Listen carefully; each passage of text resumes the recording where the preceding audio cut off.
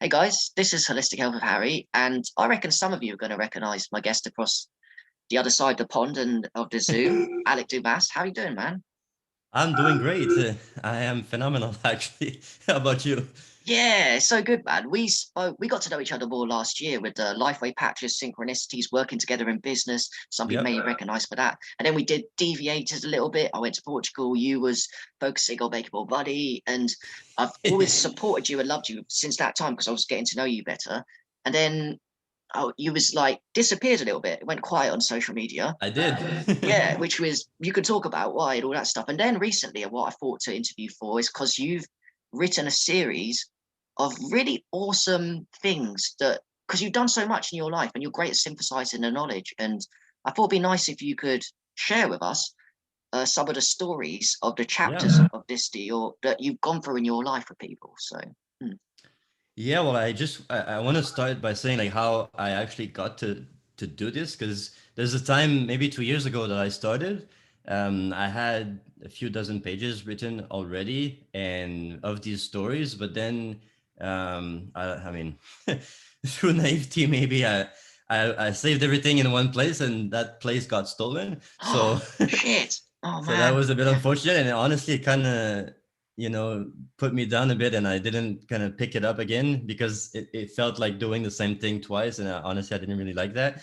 mm, But recently, I had a bit of a session with someone that was absolutely phenomenal, that kind of confirmed a lot of things for me in the sense that she was speaking with my guys, according to her.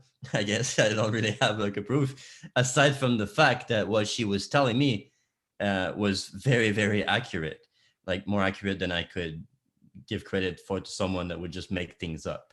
mm, So, and the first thing that the guides told her is that I'm some kind of explorator of the universe, and that if like whenever I'm feeling a bit down or like not really like in my alignment, we could say, it's mm. most likely because I'm not sharing my stories. I'm like, oh Yeah. shit, I need to start sharing my stories.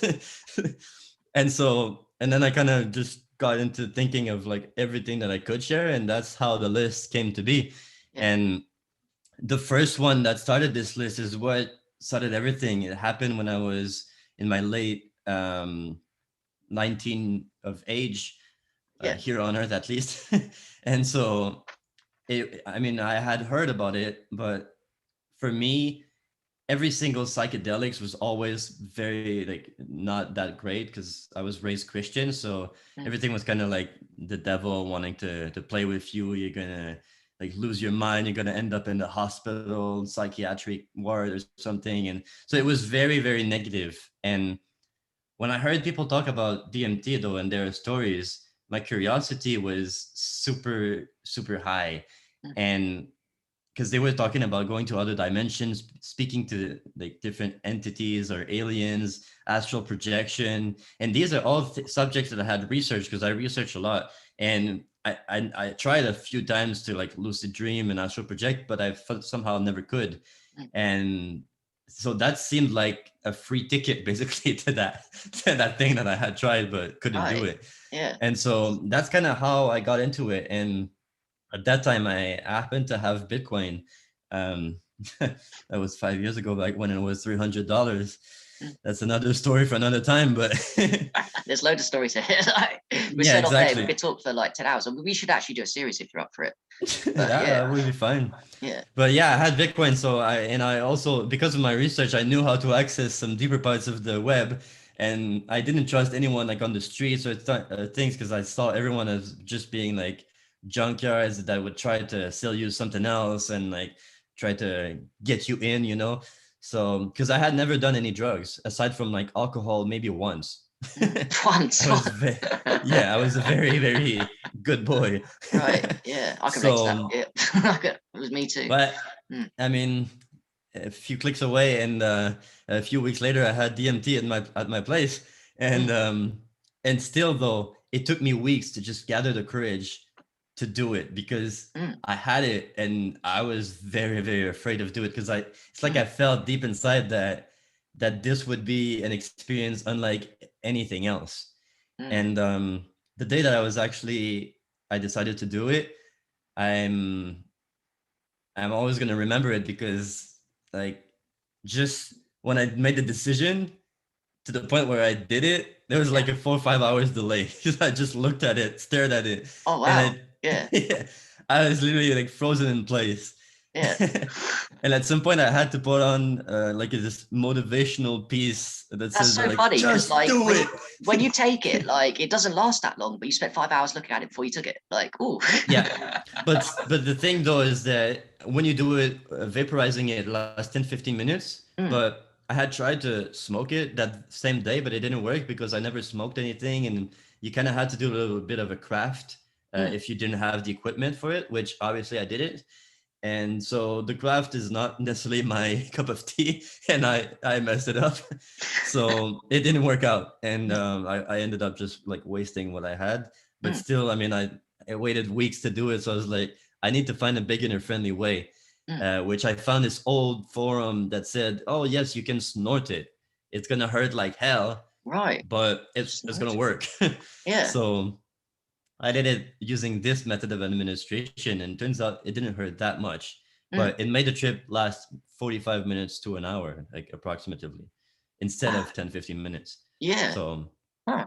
there's that. But honestly, I mean, when it started, I mean, I it kind of felt natural for me to see squares in my rooms and cubes that started appearing out of nowhere. Mm. That's the first kind of visual that I had. But then I closed my eyes, and that's when we could say another world just came to be. Yeah. So, and that other world, I mean, I was traveling into it. There were beings, pretty much everything that I had read about DMT came true, but in a way that I could never have expected. Like it was so much more than all the anticipation and expectations that I had. Yeah. So after that, like once I was back, that's when the real mind blowing part happened, because then I just could not get that experience off my head because Yeah. I was super scientific. Like I was quite logical and, you Left know, brain. yeah, Left brain going. exactly. Yeah. And I had the best grades at school. I was in university and like, but suddenly it's like all of that seemed trivial. Right. It's as if I had just like uncovered something that no one was talking about. Like no one had ever told me about this other world that existed, that that was there, and that was so much bigger and so much grander, and like the colors were so much brighter, and the perception, the depth, the everything was like it just did not make sense how the material world was the only thing that I had focused on for 19 years of my life.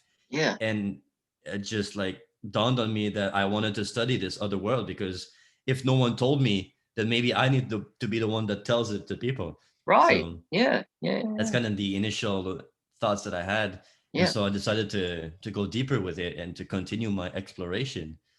And that led me to I mean some very, very crazy journeys. Like Yeah. I just at first I continued with the DMT because that's the only thing I had. Then I read that you could combine it with LSD to go deeper. And so Yeah. I mean I didn't read much about what LSD was at the time. Mm. But the only thing that I knew was that it's safe and that like no one had ever died from it.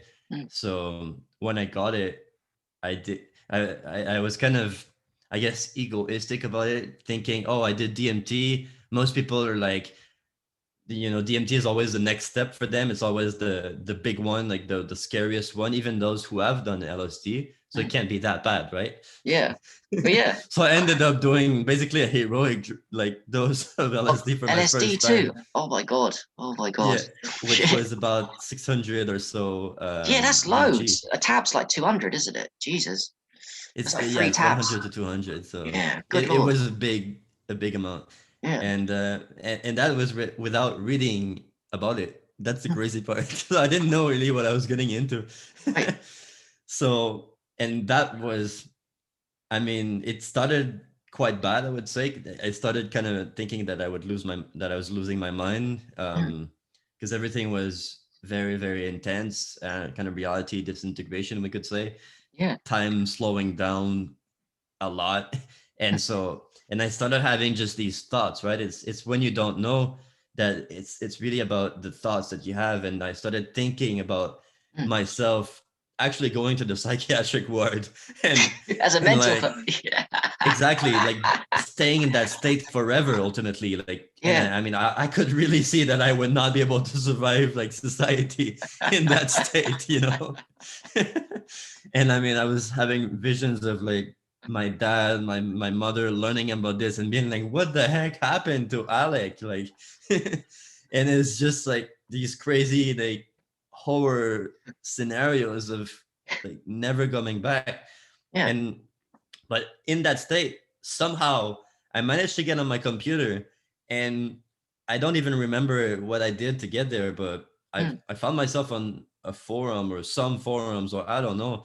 And people were telling me, bro, don't worry, you're gonna come back. Everything is gonna be fine in 12 hours. Just just chill. Oh Enjoy the shit! ride. Because you didn't know, because you not read anything about LSD. You didn't know, you actually thought genuinely that you'd I be there forever. I mean, at this point, I didn't know. The only thing that I knew is that I Yeah, had taken LSD, yeah. and that was the end of it. My thoughts would not be able to go deeper than that. But honestly, though, after I read, I still don't even know how I got to that. But thank God for these people because when I read that, I was like, oh, it's all gonna come back in 12 hours. Might as well enjoy it.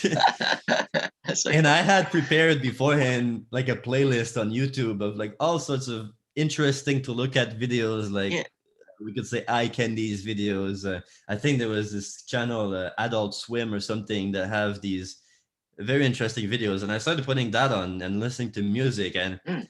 I enjoyed like every second of it after that. It was crazy. Like I was just, oh my, I was having so much fun just like looking through my glasses and making different angles that would shine light in so Yeah. many ways that were Interesting with impossible to that. me Do you before. think because you didn't know that the LSD was, you thought it was a permanent situation, possibly? Did that negativity create the experience, made the LSD experience worse in that moment too? That makes any sense? Because what you feel, I think, with psychedelics gives you the experience too, like the positive Yeah, negativity. I mean for sure, because I mean I was seeing like all sorts of like evil looking faces and Right. everywhere. Yeah. So, but I mean even though when I was having a good time, these didn't really go away. So Oh, I see. Yeah, yeah. Because you took so much, I think that was a lot of stuff. that could be the case indeed. Yeah. But still, I mean, I really enjoyed the rest of it. So, but I mean, I did not combine it with DMT. That is for sure. Like, no, that was not happening. Yeah. And funnily enough, every time that I actually tried, Mm, it didn't work out. mm, So I don't know why, but eventually, that's what kind of prompted me to go do ayahuasca because I was like, mm, at that point also I had quit university, so that was kind of a big deal for me, mm. and not necessarily for me but more so because I had to tell my parents about it, which was the big deal. Like it was a Right. bigger deal to tell my parents than to just like do it. Yeah. So and that led to one of the most like challenging conversations ever because my dad thought that I was in some kind of cult. And Mm. I mean, I didn't tell him about the DMT and the LSD because that would have been like Yeah. a whole other. Yeah. That was like the next level. Like he would have completely lost it. I mean, Yeah. knowing him. So, but I mean, he has this thing with like excellence, I guess, and pretty much every time that I was in school, almost every day I would say that I would come back, he would ask me if I had like results or like good grades, Yeah. and I Mm. had. So Yeah. it was always kind of looking It, forward to that, and I was exactly. It providing. it is shattering. Like if a parent is wants that for that, because I can relate. My dad, you have a parent that puts a lot of pressure, and you're doing so well, and they see you as a path, and that's where their happiness comes from. A lot of their Yep, happiness comes through their children and them doing well. And definitely. now you're telling them all of a sudden, you're saying It's not like, gone. yeah, you're saying I'm definitely not doing what you That. this.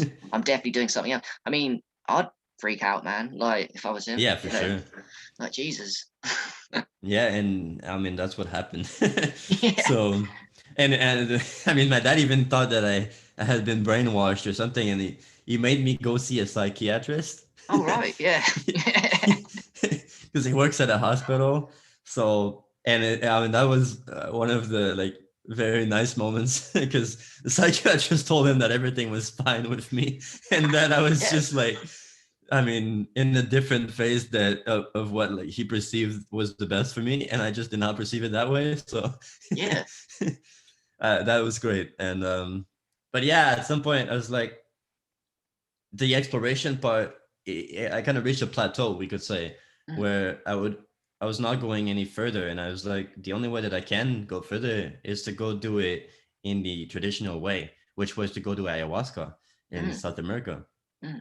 And that's precisely what I did. And fortunately, I had some money saved back then. Um, so I used some of that to just start traveling. And I spent a month and a half in Ecuador, Mm. booked myself basically 2 retreats back to back, Mm. with some intermission in between. Mm. And that's like something else happened there because I was still, even though I was having these crazy experiences going to other realms and seeing entities and like sometimes being attacked by entities, as I've shared in the stories. Like I Mm. literally, I mean, I've had experiences that most people that do DMT are like, what the fuck? Like, it Yeah. was very, very wild. Like an Yeah. actual attack, I mean, beings, and I could feel them physically. That's the different part. Like sometimes it's just Yeah. visuals, but I was Yeah. feeling it, like, Right. touch.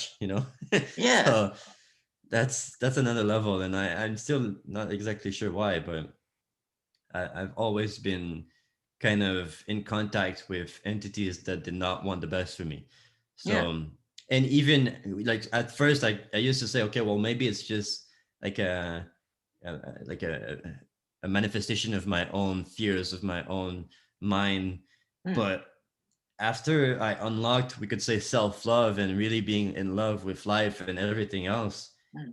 it didn't go away. That's the funny part. Like I was in like high gratitude states inside, Yeah. and yet these beings were still coming. Isn't But that that's like, fascinating? Yeah, yeah, so it's it is definitely very that's fascinating. confirmation to me because I always learn so much from you talking to you. That's why I wanted to do it.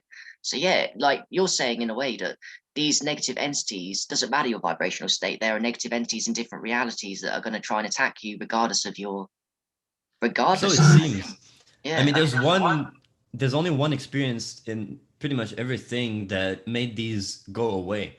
And Mm. it happened when I did a high dose of mushrooms. That's like a lot later in the journey. I Mm. did 11 grams. And, Jesus.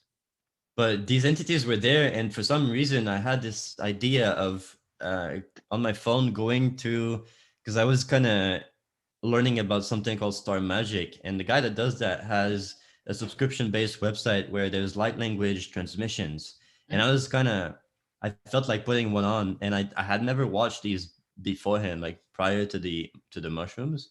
Mm. And when I put it on, it's kind of crazy, but you look at a picture, it has some kind of like sacred geometry, we could say, in Mm. light language. I don't know if you've ever seen it, but it Yeah, looks sacred like, geometry I have. Yeah. but the light language is kind of the Mm. main aspect of it. It's kind of embodied in the geometry, and it looks like some hieroglyphs, I guess you could say. All right. Yeah. Mm. So like pictorial writing, Mm. and but for some reason, like when that was on, you look at the picture, and then he would start saying the light language. I don't know if you've ever heard light language. Mm-mm. It No. sounds a bit like "Yumukiti kamakata kashimikata All right. omata kishin." So it's very strange. Yeah. But for some reason, these beings, like, they were like, I'm out. Yeah. They literally like dissipated instantly. It was crazy. Huh. Um, and when I was looking at it, I mean, through my pineal gland, we could say my third eye, there was an actual link, Mm. like it was magnetic with the picture. Mm. And when that happened, the picture started coming alive, we could say. Mm. It was following what was being said under like language transmission. So it was very, very wild. But that's the only time that these beings actually like left me, we could say. Yeah, I like that. So back to the ayahuasca trip, the Yep. first one, because I think I remember some of the story, but do you want to tell people a little bit of what happened on that one? Like, Yeah, I mean, that first time I did ayahuasca, it felt like an extended DMT trip, I guess you could say. Mm, Except for the last, because I was having these similar visuals with like seeing again entities and that had a bit of a malicious intent, I guess you could say, because that's pretty much been every time that I've done mm, DMT, ayahuasca, or mushrooms. mm, All three of them basically make me go to the same place mm, where these entities with malicious intent are. It's kind of interesting how it happened pretty much every single time. mm, And it still was the case on that first ayahuasca, except at some point I did see like a huge snake that mm, was green, and I mean, it was going on for like miles and miles and miles, and it was so big.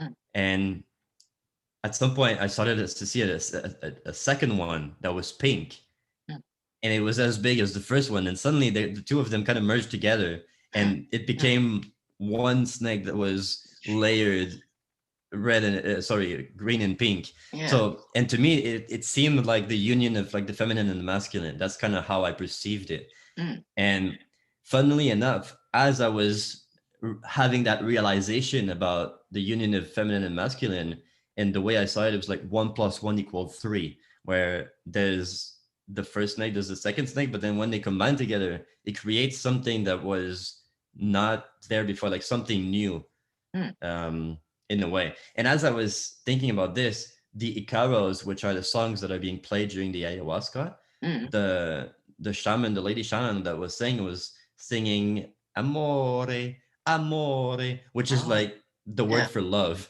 Yeah. So it's like, wow, that's interesting. Yeah. The timing, it was quite Yeah. great.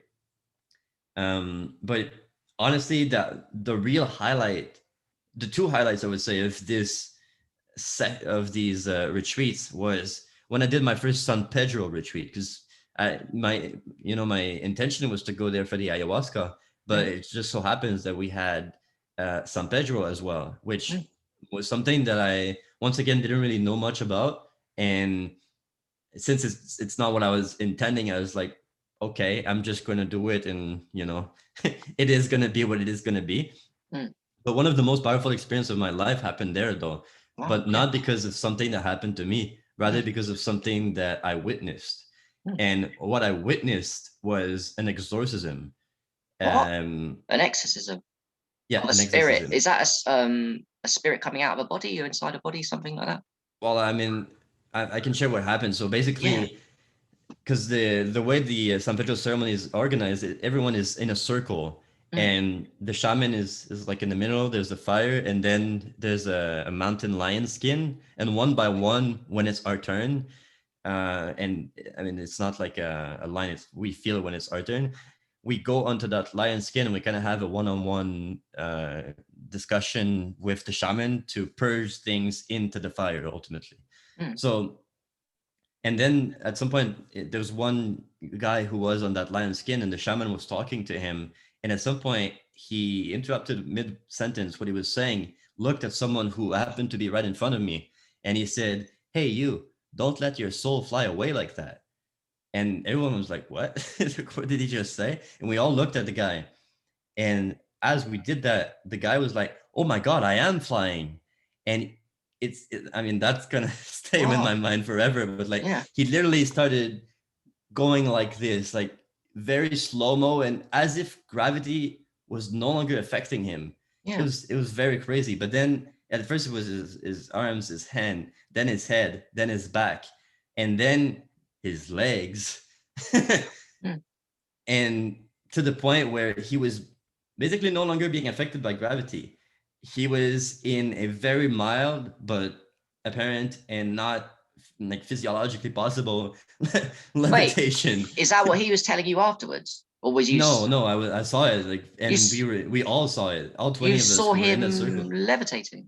I did. That's what changed everything. And so Oh, as he did that, the shaman basically rushed to him and told the nearest two people to push him down. I mean, they did wow. it instantly, but I don't know what would have happened if they did not. Yeah. But he was definitely like he had to be pushed down. He was Jeez. Yeah. And it was very, very crazy. But when he What was was, going on with that? What was happening in that moment to him? When he was levitating? yeah, so I mean, I'm just going to continue, and that's going to explain Yeah. that. So when he was pushed down and sat down by the nearest two people, the shaman looked at him and told him, "Tell me your name 4 times." And his name was Alex, funnily enough, with an X. And but the guy said, he looked at him and he said, "Alex, Alex, Alex." And then the fourth time, I mean, he just said like, "Alex," like in the most demonic, evilish voice you can ever imagine, Oh, like straight out of a horror movie. yeah. And and worse, I mean, because it's not just the voice, everything in that moment changed. The atmosphere, the clouds, everything got dark, and the pressure in the air was so heavy and dense, it's impossible to kind of demonstrate, but it's like everything suddenly was heavy. Mm. And when that happens, I mean, the guys with the like demonic voice, we could say, his eyes started going white and black and white and black, and it like very, very fast, like, vibrating. Mm. And so it was really like the worst possible scene you could see from a movie that was happening right in front of me. And What? 1 second. Yeah. yeah, Yeah, I'm interviewing something. Okay. Yeah. 1 second. Yeah. Sorry, man. Carry on. Yeah, yeah. all good. Yeah, see, his So eyes were going like flashy, all that stuff. yeah, like they were kind of spinning on themselves. It looked like. I mean, it was kind of crazy. All just that. But the shaman then he had this weird bottle. I mean, I remember there was like 3 X's on it, and there was a bunch of plants in it, and it had this very strong alcohol smell. I don't know what was in that bottle, but it was strong. Hmm. And he would take that in and spit it on him. So he took off his shirt of the guy, and he was kind of tapping him as he was saying a bunch of stuff in Spanish, like prayers, or I mean, I don't know exactly what he was saying because I don't speak Spanish, but he was very rapidly talking and spitting. And at some point he did a hit that was much stronger than the rest. And at Yeah. the same time, he yelled with potentially the most powerful voice I've ever heard. He Hmm. yelled, "Chor!" And like as he did that, combined with the big slap on the back, Hmm. the guy was back to normal instantly. And like his eyes no longer were moving. Right.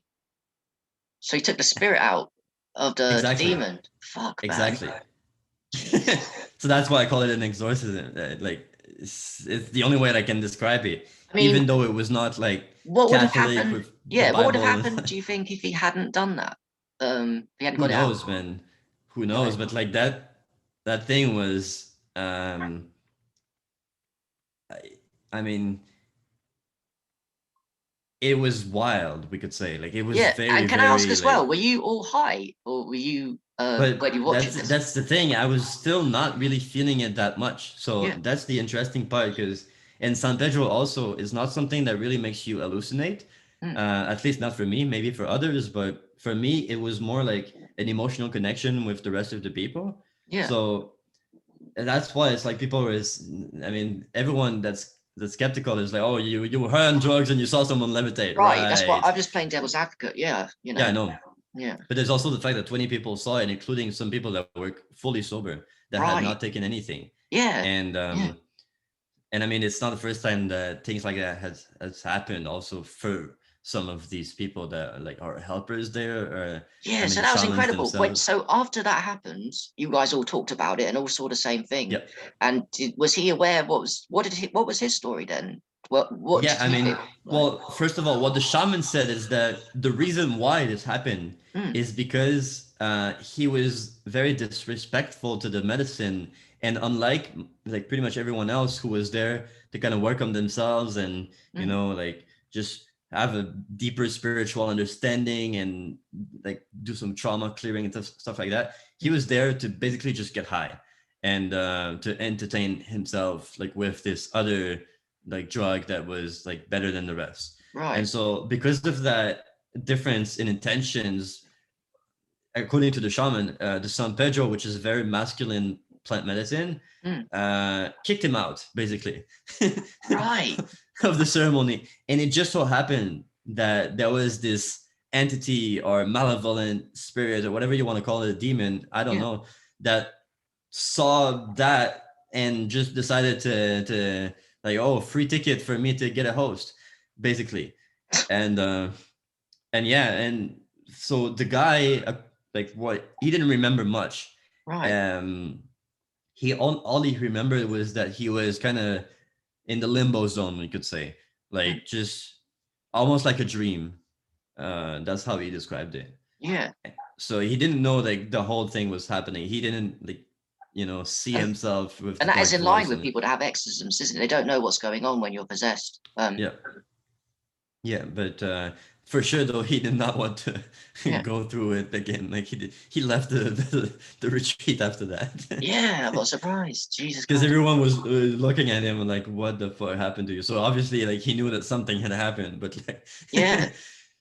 Yeah. That's mad that, like, Jesus, because there's the Conjuring new movie about the devil, and I'm starting to, because I'm new to the community, so I feel like I really do believe in that stuff. I see the movies, and I mean, to see that live is just fucking yeah, mind-blowing, and for undeniable. me, because like I said, I was very skeptical and left brain and all of that, but Yeah. that was like the nail in the coffin for my skepticism. Because at first, I mean, I could explain it by saying, okay, well, it's just imagery that my brain made, and like I was Mm. visited in another world, but ultimately it was just a projection of my brain. But then it was like, no, not only is there this other world, but this other world can actually impact our world. That creates a whole different ball game. Yeah. That just it sounds simple while saying it like that, but this changes everything for someone like me who's looking for that proof. And now I had it. And that was like a foundation that could not be denied anymore. It was undeniable proof for me that the spiritual not only is real, but it can have an impact on the physical. So Exactly. Yeah, and with the San Pedro as well, I've heard it's like a natural ecstasy. It's a feeling of love. I mean, I know the ecstasy was going on, that was the main event, but did you guys get that feeling of connection with the San Pedro? yeah, definitely. But I think that another possible reason is that I never Mm. really took enough because it was possibly the most disgusting thing I've ever had. Like honestly, Oh, the yeah, ayahuasca taste yeah. was quite bad, but the San Pedro, man, it was something else. Like, I mean, in retrospect, it was something else. Like, Yeah, holy moly! I yeah. even right now, as I'm saying it, like I remember the freaking taste. Like, and it's been 5 Right. years. Yeah. So, I know that. and I Yeah, didn't take it after. So, yeah. I look forward to trying that one. You've taken so many plant medicines. yeah, What would because you I mean, say? Yeah, go on. Mm. after that whole ayahuasca, and then the second ayahuasca, something else happened that was kind of crazy. I mean, I'm not going to Mm. go in details of the whole ceremony, but one thing that I did see that once again kind of changed things for me, because Mm. that's what got me into the rabbit hole of like what's happening on Earth. Because at first, I kind of always knew that there was something a bit off, but I never really knew like what. Mm. It seemed to me a bit of a stretch to think that people would do all sorts of atrocities for power and money alone. So I always thought, okay, well, maybe there's something else. Mm. And turns out that in that second ayahuasca ceremony, which was potentially the biggest one, the one that I got the deeper into it because it was very powerful, we could say, and I knew at the moment I tasted it that it would be much powerful. And at some point I was completely in their world, and it was no longer just visions, like closed eyes and stuff. I was like reality disintegrated, we could say. Mm. And I mean, I was living in their world, and they were aware that I was there, and I was aware that I was there also.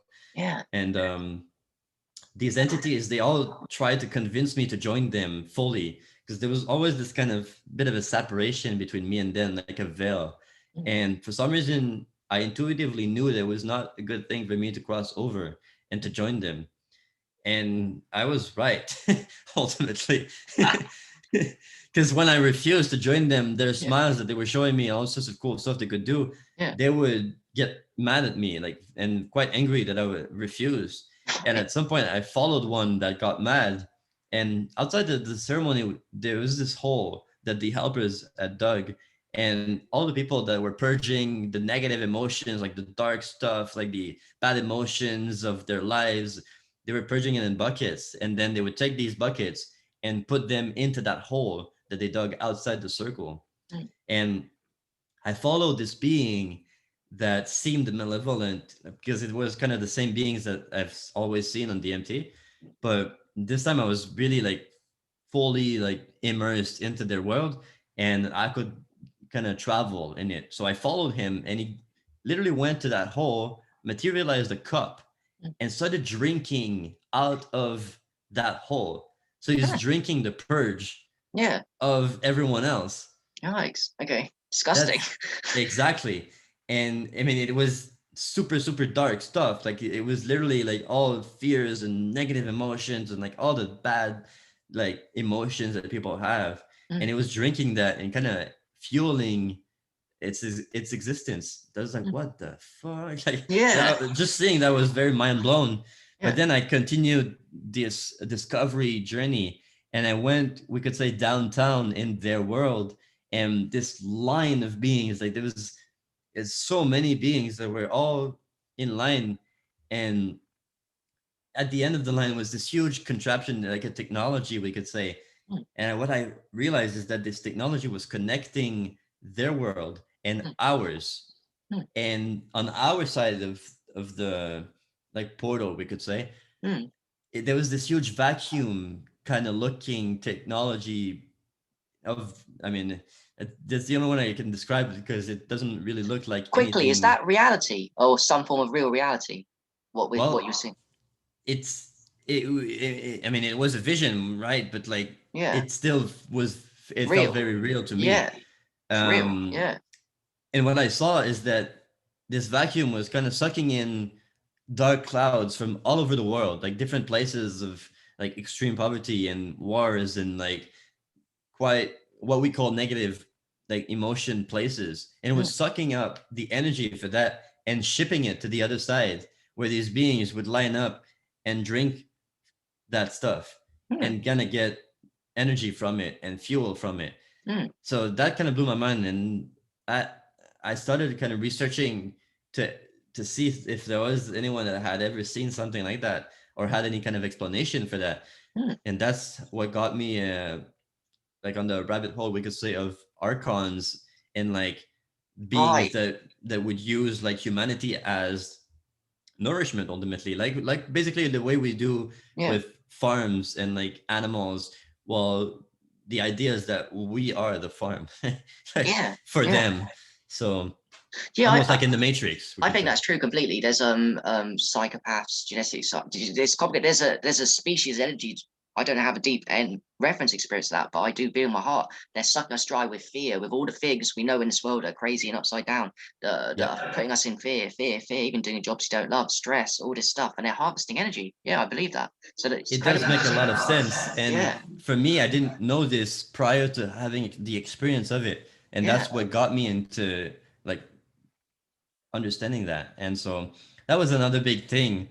um but honestly, I mean, it took a while for me to kind of understand what I had seen and really, I mean, at face value, we could say, okay, well, fuck, man, like, what do we do? Like, once you Yeah, see that, it's like, how the fuck, like, how do I stop this from happening? Like, yeah, obviously, I don't want to be food.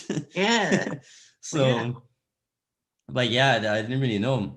But ultimately, what happened is that after this ayahuasca retreats, yes, I did get a lot from it, but it left me with so many questions, Mm. so many questions once more.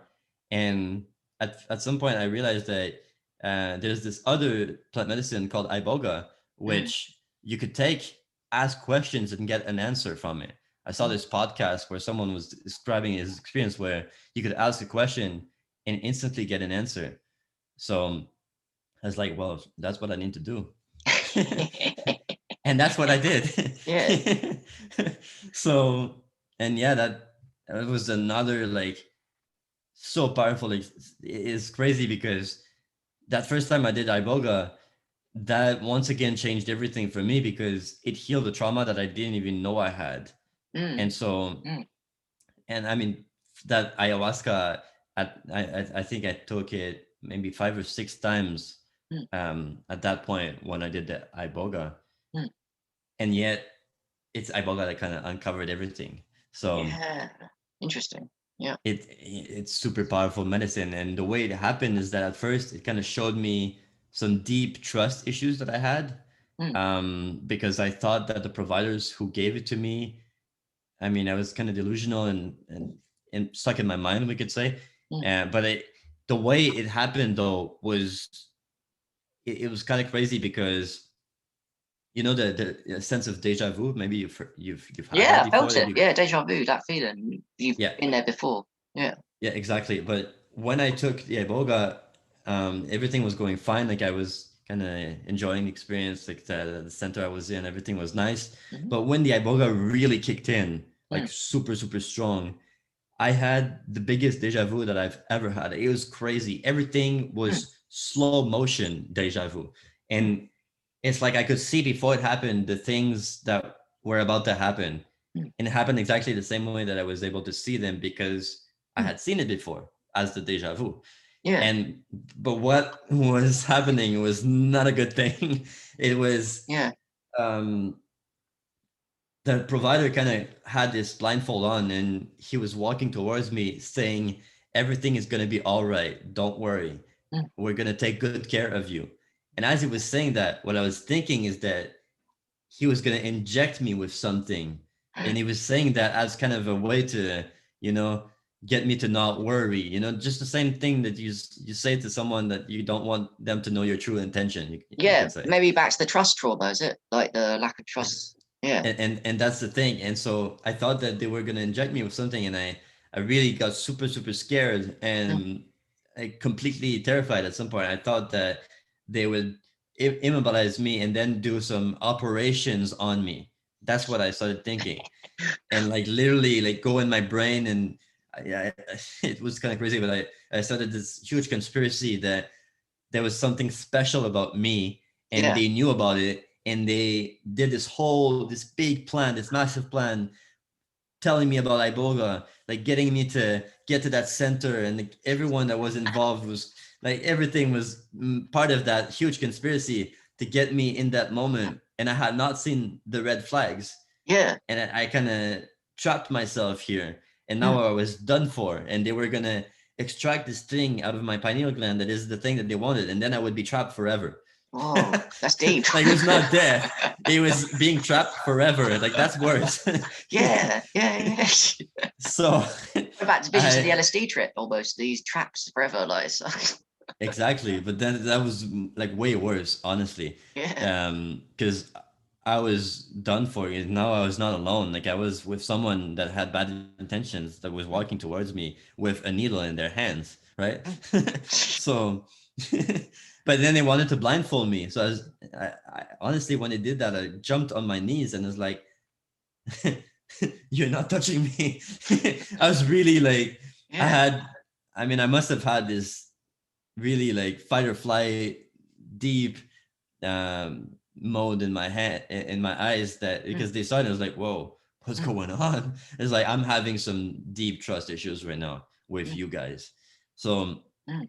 they ended up not putting the blindfold on me, Mm. and for the rest of the night I was on my toes. Like I was literally, the iboga made my senses Mm. so much more like acute. I could Yeah.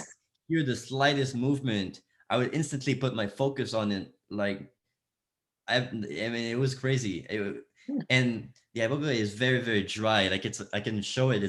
Sure. Yeah. It, Sure. Yeah. it's a Oh, maybe we like a can. powder, like ashwagandha root, maca powder stuff. Sure. Yeah, exactly. Because I mean, it comes from Africa, and it's a root bark, Mm. and it's powdered. So and it's dried before it's powdered because Mm. importation. I mean, you kind of have to dry it. So it's very dry, and so my mouth. I mean, I was very dehydrated, and Mm. then I asked for some water, Mm. but then they had this water pitcher quite close, Mm. right? Mm. But they did not use it. They went to the kitchen to Ah, give me that glass of water. So yeah. in my mind, it's like, what the fuck? Like, why did they not take the pitcher Right. right there? More trust things going on. Yeah. Because they poisoned the water, obviously. Okay. So I ended up not drinking the water. I said, because I thought they poisoned it. Oh God. Yeah. And I remained dehydrated the whole entire ceremony. And I was having all these scenarios like how I'm gonna escape from the place, like Yeah. that I barely could move. So it was very. But then what happened is that once the ceremony was over and the provider got me to my room, he looked at me and he had this utter serious look on his face, and he said, like, "Dude, trust issues like you have means you have some kind of separation with your soul. Mm. This is the moment to find it. Like, Mm. go and find it. That's what you came here to do. So Mm. go and find it." And he was so freaking serious. I was like, no way someone that wants to steal my organ would be so serious about something. It was impossible to be that serious. Mm. So I was like, okay, maybe I'm gonna listen to him and I'm gonna see what's up with that. Mm. And at some point, I just asked, like, I started crying out of nowhere, and I asked, why am I crying right now? Mm. And that's when I started having this huge vision, and it was crazy. You know these books that I used to read as a kid, where there's like a picture story, and you kind of go and it goes real fast, and it kind of shows almost like a movie. Oh, flipping Uh, through the photos. Yeah. yeah, Yeah. Yeah. Yeah. exactly. Yeah. So the Iboga showed me my youth that way. And what happened in these like Oh, pictures yeah. was me and my family. We had this we could say gathering where we'd hug each other on a bed, Mm. and we'd say that we'd stay a family together forever, that we had these Christian values, and unlike all the people that like get divorced because they don't have these values, we Mm. would remain like this perfect family, happy forever. Mm. And like we literally had this meeting every single day. And Mm. that's Iboga showed it to me like almost like I was a drone looking at that scene over and over, and it Right. went really really fast, like all the meetings every single day, happy forever together, happy forever together. Yeah. And then one day it's like the picture going, it stopped to my parents telling me they were getting divorced. And so that was like, it's like Oh, yeah. a huge hit, because Yeah. my entire reality was made with that one truth that Mm. was pounded into my head every single day, that we would stay family together forever. And I had never seen any of the signs that my parents were like in disagreement. Because of that, I was Mm. basically brainwashed into thinking that we would remain a family together forever. Right. Yeah. And then suddenly it's like, oh no, that was a lie. Everything is a lie. It was all a lie. I can't trust anyone. Shit, that's deep. That's where is that you saying that's where the trauma came from of not trusting people because of that? That is, Exactly. yeah. And I saw it. I saw the disconnect inside of myself, and I saw myself. I started to cry when they told me that, and I saw it inside my mind, because the Iboga was kind of allowing me to see things from an angle that is basically impossible. And I was literally inside my mind, and I saw that it was blank. It was like numb. I couldn't feel or see anything, but I was crying and crying just out of complete disbelief. Like I didn't understand any of it. I Mm. just could not comprehend what was happening. And at some point, I stopped in the physical, but it's like this part inside of my head did not stop crying to this day. And now I was finally reconnecting with that part. And Mm. it's like, oh shit, there's this part of me inside of me still crying. And then I just went and hugged that little me. I was like, it's fine now. I Yeah. understand why they did it. You don't need to cry anymore. Like, Yeah. I have forgiven them. Like, there's no need to continue to hold on to that pain and to the lack of understanding. Mm. So, and I mean, I started crying even more, and I think I cried for like 4 or 5 hours straight. But after that, I felt like 100 pound had been lifted off my shoulder. It was Yeah. crazy. Yeah. So that was my first iboga, and Dude. honestly, it changed me so much. It is, I was like, holy moly! For me, who's done like seemingly everything else, Yeah. for this to affect me that much, I mean, I gotta be, I gotta do this. Like I have to be a provider myself for all the other people out there who are like me, who have done so much and nothing has worked. Like Yeah. that needs to be there for them. And so I asked the provider, like, how did you learn about this? And he told me about like going to Africa and getting a training to do this. And Mm. so that was the next step of the journey after that. That's an awesome story, man. Like, I knew you was big into Iboga. But yeah, that's so amazing that all the other psychedelics and plant medicines didn't do that. And you've got literally a great example there for people of like, there's a specific trauma you was unaware of that Yep. showed you in a life story. Oh, there it is. And it took it out by showing it to you. And now it's okay. Did you trust people after that? Did you find in your life after that that trust got a lot easier, consciously, unconsciously? Well, I would say that what happened after that, interestingly enough, is that I did, but people started abusing my trust, we could say, which is a very interesting development, because it's like we could say I had healed the trauma of like me not trusting, but then there was still something else, seemingly, because every time that I trusted someone, they turned out to be something else. Like many a times did I get myself scammed. People that were seemingly good people turned out to like want things from me and stole things from me many times also. Wow. Like that's been a repeating pattern. But and funnily enough, it's actually that I still had some other things, even after doing Iboga a lot. There are some other traumas that I healed without using anything.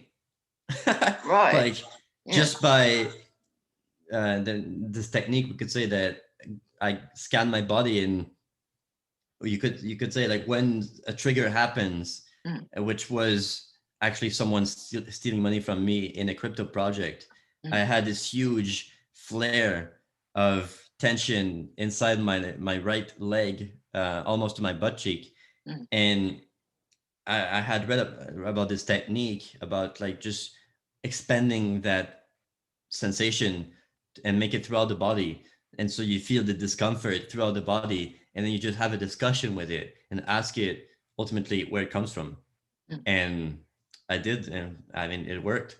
So, and it was coming from something else entirely when I was like a teenage, and I was playing with my brother and I was hitting him, and at some point it kind of stopped being a game. I was basically like just overpowering him, and so at some point he broke down crying and said, "I don't want you to hit me ever again."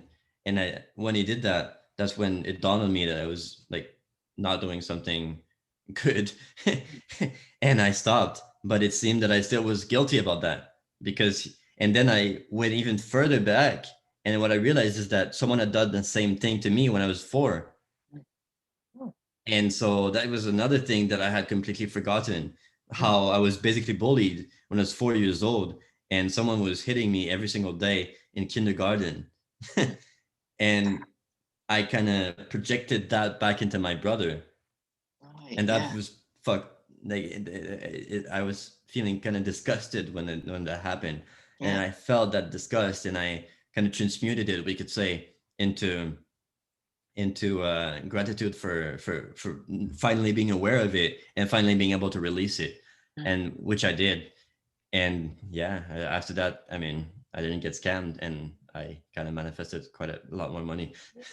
Interestingly enough. Oh my God, your journey has been fucking incredible. We've only got 1 or 2 stories of what, a 50 chapter book, is it? Like 50 chapters that you talk about? Yeah, exactly. There's a lot. Yeah, honestly, man, it's amazing. I do believe in the universe has given you these lessons because you're a powerful human that's got an important story to tell people. And actually, you've got a great way of explaining to people in a way that I can really relate to on a level, because I'm learning so much from all your stories. A lot of people haven't done as much plant medicine. A lot of them haven't had the references, and you've got a really important message to tell people. Is there anything else you'd like to tell us that we did get opportunity to do? I mean, I think that for me, the next step at the moment, I kind of realize it, because I mean, after doing this, it's like I kind of tend more towards the sober path, I guess you could say, because I did get a lot from the plant medicines, but right now I feel very called to do a dark retreat, which I know you've talked about before. Yeah, I was going to build one. I still might in the future. We'll see. But yeah, that's cool. But have you gone through the darkness? Like, have you? No, I haven't. That's another problem, Alek. But Wow. I've heard good. Do you know what I've heard quickly on that? I've heard it's the effects of it, like, from a guy I trust called Aubrey Marcus. You may be aware of him. He says, I actually listened to his podcast. oh, there we go. That, so you'll know that the 7-day darkness retreat is like the afterglow of ayahuasca. So it's not like was it the before coming up or coming down? I can't remember which one. So he says it's Mhm. not full on, but maybe if you do longer, it will be more. But it's I like the idea of activating your own body's potential outside of plants. And it's funny you mentioned Aubrey Marcus because that's actually Yeah, how I found out about iboga. is it for him? Oh, Yeah, okay. Oh, he's the one that was talking about asking a question and answering and getting an answer on the Joe Rogan podcast. And yeah. so, and honestly, that's kind of interesting because when I made the decision that I wanted to go on an extended darkness retreat, I Mm. think I might actually go for 21 days though. That's Oh my God, fuck me, man. yeah. I mean, because usually what I do with these things, for example, when I dry fasted, is I Yeah, got into that meditative zone and I asked how many days. And yeah, when I did the dry fast, like the answer that I got was 5, and I was like, holy fuck! yeah, Like already, I was like, damn, 5 days dry fasting, because yeah, I had done like 2 days prior to that, but 5 was like, whoa, that's a lot. yeah. Still did it and it was fine, and I could have gone a lot more to be honest, Mm. but when I did that with the darkness, it was like 21. I was like, what? Yeah, you've been told Like, 21 days. Oh my God. that's that's wild. And like, and honestly, that for me, that I think it would be very, very challenging because as Mm, many psychedelics as I have done, mm, I mean, meditation is is something that I am able to do, but like extended meditations for a few hours is still kind of difficult when I'm, not taking anything, mm, um, because it kind of is easily to get bored. mm. So, but for the darkness retreat, obviously you're basically in meditation all the time, or Yeah. I mean, you don't have much to do, right? No, it's You can extremely do push-ups, you can do yoga, but like that, right. aside from And with the boredom comes the mind going up with all kinds of craziness and the projections and the traumas. And then the DMT releases, combine it with the visions. But the thing is that at the moment, I mean, I don't know about you, but I think that there's a big shift in the energies of the world. Mm, And personally, at night, I already kind of see things. So, I'm pretty sure that with what Mantak Shia talks about like the DMT release mm. in the brain after 10 days or something, um, I can see it happening because it's kind of already happening Yeah, for me without 10 days. yeah, So it's gonna be interesting to see what happens with that. And yeah.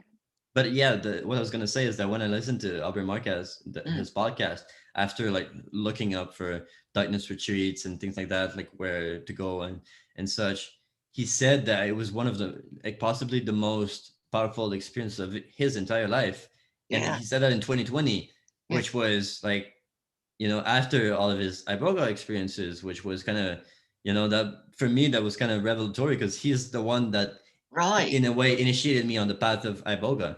Yeah. So that's very interesting. Very interesting. It's a synchro because I was looking at YouTube recommends. Aubrey Marcus came up today. I downloaded the ketamine, which is fascinating. I mean, that Okay. guy is very deep. It's something about him I'm Yeah. drawn to. He's really excellent and grounded, and it could be the psychedelics. So, yeah, I mean, you're going to get great results at Dark Retreat. Please let us know sincerely how Yeah, that goes. it's Like, a bit of a synchronicity also with myself because I listened to one of his podcasts recently mm, where the guest that he had was talking about the Sundance, and I literally just wrote about like my experience of the Sundance in one of my retreats. So it's oh like, wow, oh, that's interesting.